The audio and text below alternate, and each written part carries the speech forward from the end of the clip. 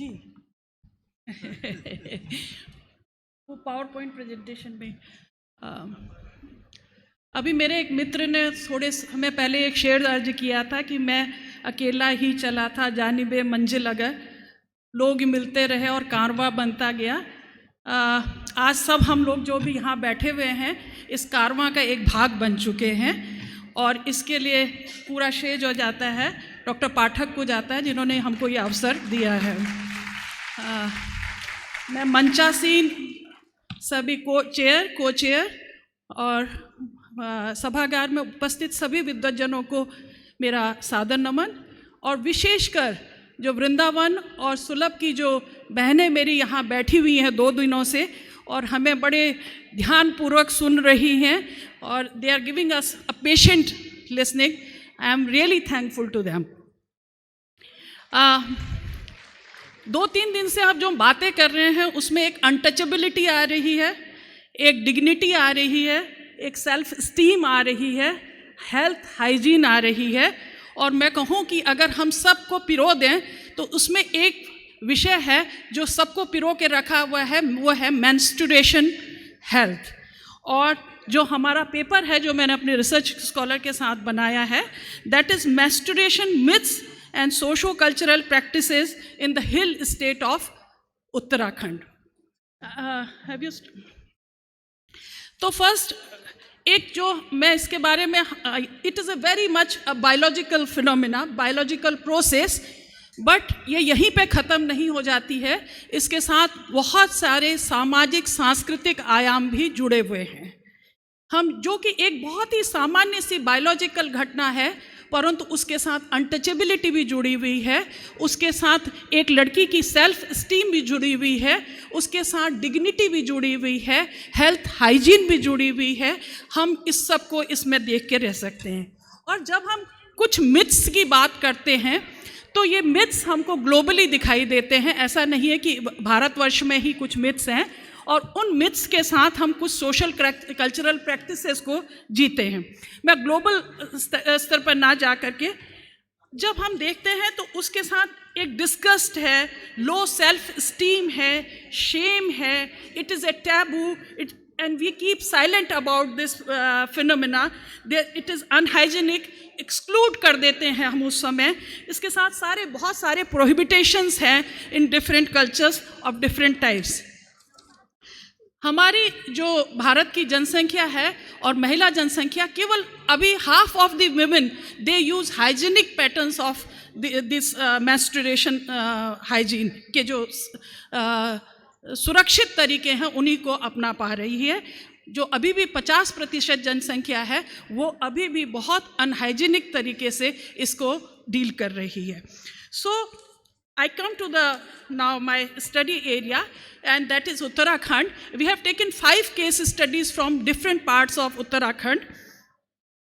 First, that is Sen village in Pithoragarh, and आप लोगों को बताऊं कि जो सेन विलेज है ये एक काफ़ी रिमोट एरिया में रहता है, जहाँ की जो लड़कियां हैं वो 1 हफ्ते तक स्कूल नहीं जा पाती, क्योंकि एक गांव में मंदिर है और चूंकि इस मिथ के साथ जुड़ा हुआ है कि पीरियड्स आर इम्प्योर, जो पीरियड्स है वो लड़की को इम्प्योर होती है, इसलिए उसको उस देवता क्षेत्र से नहीं जाना चाहिए। तो आप ये सोचिए कि यदि और that vaginal blood is impure, so that girl is impure. तो हम लोग इससे अपने को जोड़ के देख सकते हैं कि जो रिप्रोडक्शन है उसका एक बहुत बड़ा, अगर हम को जोड़ें तो मेंस्ट्रुअल साइकिल से जोड़ के देख सकते हैं।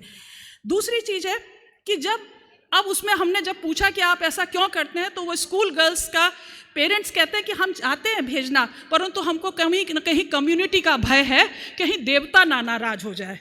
अब देवता को ये माना जाता है कि वो शुद्ध है, और जो ये महिलाएं, जो ये लड़कियां हैं, ये जो हो जाती हैं उस समय में अशुद्ध हो जाती हैं। तो हम एक बहुत बड़े ह्यूमन राइट, जो that is the right of education से हम 1 हफ्ते के लिए उन लड़कियों को हम क्या कर देते हैं, वंचित कर देते हैं, और जो कि उनकी कहीं ना कहीं उसका जो इम्पैक्ट पड़ रहा है उनके लिए वो क्या होता है, उनकी सेल्फ स्टीम को डिक्रीज़ करता है, उनको कहीं शर्म आती है कि हम इस प्रोसेस से गुजर रहे हैं। दूसरी केस स्टडी जो हमने ली है वो Dharchula, again Indo Tibet border के पास का एक गांव है, और ग्वाल विलेज है, जहां जिसके बारे में है कि they are untouchables. During that period, they cannot touch the members of the family, and they are kept in that goat. Goat is a place where the cattle are lived, kept. गाय जहाँ रखी जाती है उस स्थान को गोट कहा जाता है, और उन 5 दिनों में उस लड़की को गोट में रख दिया जाता है. ना वो अपने घर के किसी सदस्य से मिल सकती है और ना उसको टच कर सकती है, क्योंकि वो उस समय में अपवित्र मानी जाती है. So the impact of that is so, you can say that, you can see that. उसको शब्द भी जो प्रयोग किए जाते हैं वो कहता है अलग होना, घिनान होना. तो आप सोच सकते हैं कि अलग कर देना, घिन शब्द जुड़ना ही कितना ज़्यादा किसी के लिए शर्मनाक होता है, और इन कारणों से आप समझ सकते हैं कि उसकी सेल्फ स्टीम एक वुमेन होने के नाते कितनी प्रभावित हो सकती है. तीसरी केस स्टडी, आप लोग इसको डिटेल में पढ़ सकते हैं.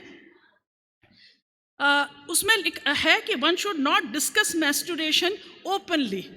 एक चुप्पी इसके साथ बधी हुई है, और उस चुप्पी का परिणाम एक केस स्टडी में हमको देखने को मिला, जहाँ की लड़कियां इस बारे में डिस्कस नहीं कर पाती, और वो यूटीआई जैसी यूरिनरी ट्रैक इन्फेक्शन से होता है, और वो that leads to cervical cancer also.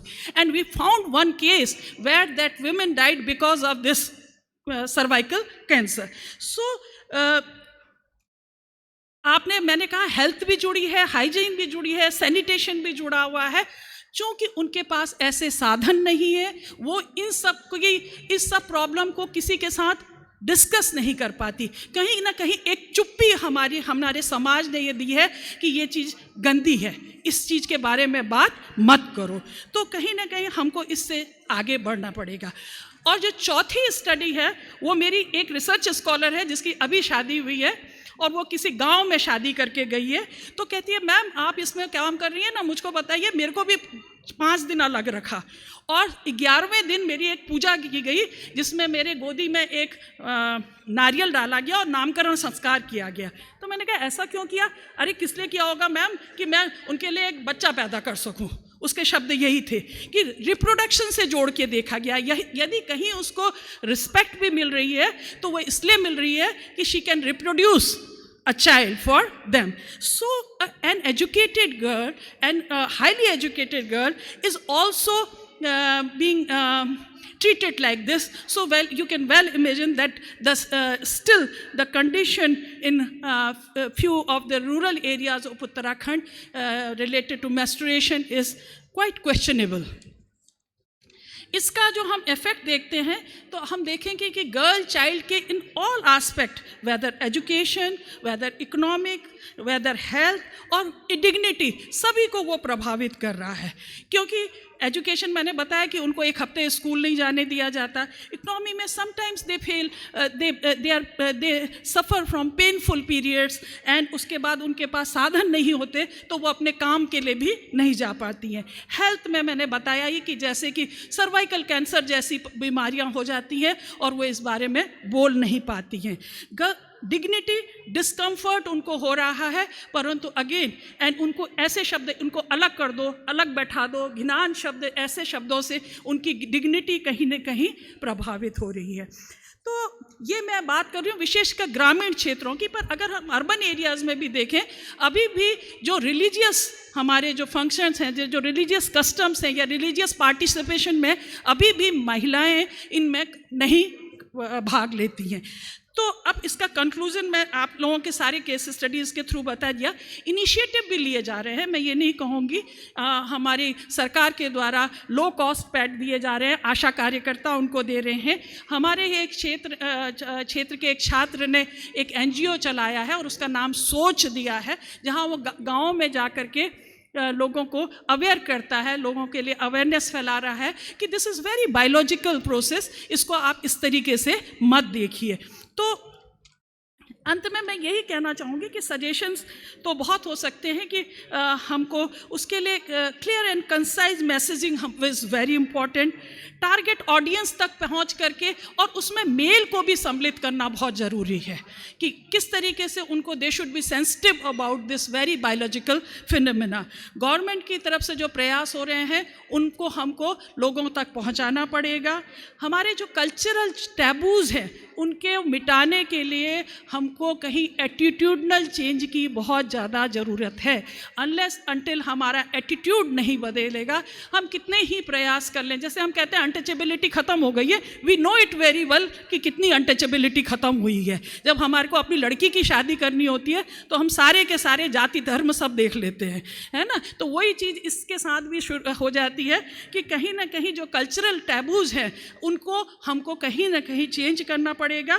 और I think we have to go a long way. And last में मुझको एक बहुत अच्छे से कुछ पंक्तियाँ मिली थी जिनको मैं आपके साथ शेयर करना चाहूँगी। I am more than just a crimson wave, taboos make me a problem but I am not a blame. I deserve proper sanitation and hygiene and freedom to worship, no shame to be seen. Call me period of menses, not problem or curse. I am a natural process, not something to reverse. Let's break the stigma, talk openly about me, respect and dignity every woman should see. Thank you.